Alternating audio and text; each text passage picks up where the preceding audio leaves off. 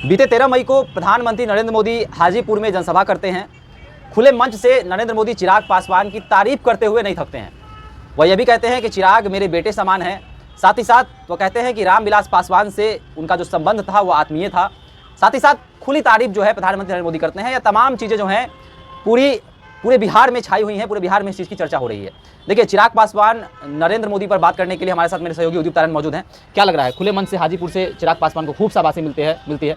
पिछले दिनों तो पशुपति पारस के सामने गले भी लगा लिए थे मोदी जी। क्या लग रहा है कि 2025 की जो लड़ाई है वो नीतीश वर्सेस तेजस्वी ना होकर तेजस्वी वर्सेस चिराग होने जा रहा है? देखिए, अभी हमने सप्ताह भर पहले ही एक वीडियो किया था, शुभम आप ही के साथ किया था, जिसमें हमें चर्चा कर रहे थे कि 4 जून के बाद बिहार की सियासत में क्या होने जा रहा है। इसको आप इस तरीके से भी इंटरलिंक कर सकते हैं कि कल नरेंद्र मोदी का वाराणसी में नामांकन हुआ है। बिहार से उपेंद्र कुशवाहा, जीतन राम मांझी, पशुपति कुमार पारस, चिराग पासवान सभी पहुंचे हैं। नीतीश कहाँ गायब थे? और ये चर्चा, देखिए, बेतुका, कोई राजनीति में कोई भी बात बेतुका नहीं होता है। अगर आज के संदर्भ में आप पूछिए कि नीतीश कुमार कितने रेलेवेंट रह गए हैं बिहार में वोट कन्वर्ट करवाने के लिए, वोट दिलवाने के लिए, तो इसका जवाब हमसे अच्छा हमारे दर्शक दे देंगे। अब आप बताइए कि 4 जून के बाद की सियासत की चर्चा हम बार बार कर रहे हैं। लड़ाई लोकसभा की है, चुनाव लोकसभा का हो रहा है, लेकिन बिहार विधानसभा भी बार बार बीच में चर्चा में आता है। और इसका कारण है ना कि बीजेपी अब यहाँ पर चाह रही है अपना आदमी को गद्दी पर बैठाना। और हमने कहा भी था कि चिराग पासवान जो है वो जदयू के 36 विधायकों के समर्थन से, बीजेपी के सभी विधायकों के समर्थन से बिहार का अगला सीएम हो सकते हैं। और इसके फुल फ्लेश तैयारी में बीजेपी लगी हुई है। इस बात की चर्चा है बिहार के राजनीतिक गलियारों में, इस बात पर आप इनकार नहीं कर सकते हैं। अब देखिए, अगर पूछा जाए कि बिहार में बीजेपी के सामने सबसे बड़ा चैलेंजर कौन है, सबसे बड़ा मतलब सीएम की गद्दी, बिहार का तख्ता और भाजपा के बीच राह का कांटा कौन बना हुआ है, तो वो तेजस्वी प्रसाद यादव है। नीतीश अब वो फैक्टर नहीं रहे। मुझे नहीं लगता कि अब नीतीश 2025 तक उतने रेलेवेंट रहेंगे। अभी उनका रेलेवेंसी बहुत कम हो चुका है। तो वैसे स्थिति में तेजस्वी यादव के सामने काउंटर करने के लिए, तेजस्वी यादव से फाइट करने के लिए कौन नेता सबसे उपयुक्त है जो तेजस्वी के सामने खड़ा होकर लड़ सके। बीजेपी की आप बात कीजिएगा तो एक नाम आता है सम्राट चौधरी का, कभी कभी विजय सिन्हा का भी नाम आ जाता है, बहुत नाम आ जाता है। लेकिन आपसे पूछा जाए कि सीएम मटेरियल कौन है, तो ये कोई नाम उपयुक्त नहीं है। तेजस्वी युवा है, चिराग भी युवा है। तेजस्वी से अधिक शिक्षित है चिराग, तेजस्वी से अधिक सौम्य और मृदुभाषी हैं। हालांकि देखिए, तेजस्वी भी बहुत सौम्य स्वभाव के हो चुके हैं और पटांग बात नहीं कर रहे हैं और करते भी नहीं, उनका भी कैरेक्टर नहीं है।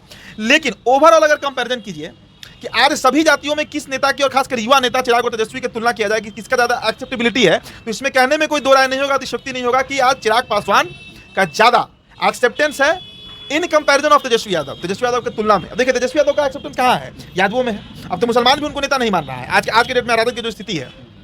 लेकिन नौकरी वाला जो एक मामला चला, 5 लाख नौकरी देने का, इसके चलते वोटर्स उनके साथ जुड़ रहे हैं। लेकिन अगर पूछा जाए कि मास किसके साथ आज भी कनेक्टेड है, तो वो मास आज भी चिराग के साथ कनेक्टेड है। तो देखिए, नरेंद्र मोदी ने भले ही हाजीपुर के लिए सभा किया चिराग पासवान के लिए, लेकिन लड़ाई 2025 की है, लड़ाई 2024 के लिए नहीं लड़ रही है बीजेपी। एक बात जान लीजिए, पूरे देश में लोकसभा की लड़ाई दूसरी है, बिहार में लोकसभा की लड़ाई दूसरी है। बिहार में लोकसभा की लड़ाई 2025 के गद्दी के लिए है। जब तक बिहार में बीजेपी अपना सरकार नहीं बना रही है और अपना नेता, देखिए हम बार बार कहे थे पिछले वीडियो में भी जो हमने 7 दिन पहले किया था आपके साथ, कि लोजपा रामविलास का विलय भाजपा में हो सकता है। क्यों नहीं हो सकता है? आराम से हो सकता है। चिराग पासवान अगर बीजेपी का कमल थाम ले तो आराम से बीजेपी उनको सीएम प्रोटेक्ट कर सकती है। भाई, दलित चेहरा है, बीजेपी के लिए तो मास्टर कार्ड हो जाएगा ना कहने के लिए कि हमने बिहार में एक दलित को बना दिया सीएम।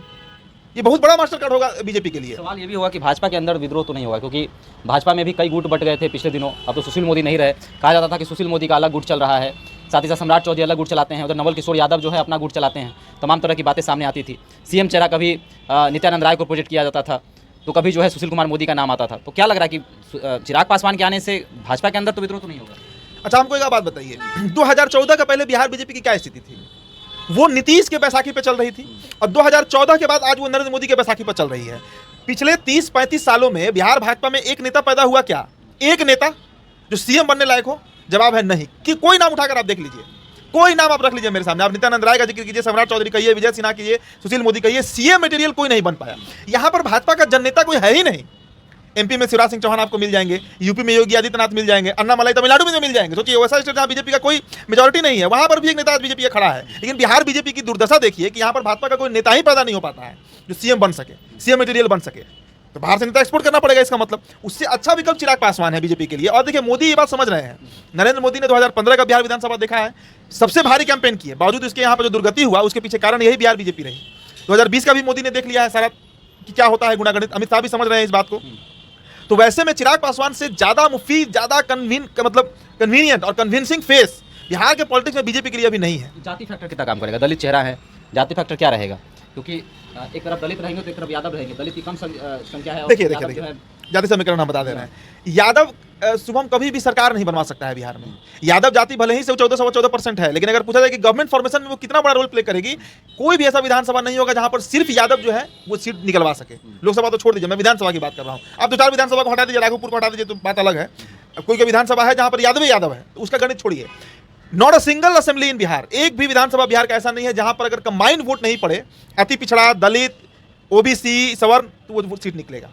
अब समझिए कि चिराग को अगर खड़ा किया गया तो क्या समीकरण बन सकता है। 19% बिहार का जो अनुसूचित जाति जनजाति समाज है वो एक तरफ अभी भी बीजेपी के साथ है, चिराग और मांझी जी के चलते। अब तो मांझी जी भी कह दिए हैं चिराग को कि हमारा भविष्य यही होगा। तो चिराग पासवान के साथ 19% पहले अनुसूचित जाति जनजाति को जोड़ लीजिए। सवर्ण में कोई भी ऐसा नहीं होगा जो चिराग का विरोध करेगा, ना ब्राह्मण करेगा, ना भूमिहार करेगा, ना राजपूत करेगा, और कैस्ट तो नहीं है करेगा। अब इसके अलावा आप एक्सट्रीमली बैकवर्ड क्लास पकड़िए, जो अति पिछड़ी जातियां हैं, वो विधानसभा में बीजेपी से टूटकर राजद के साथ जाते रही हैं।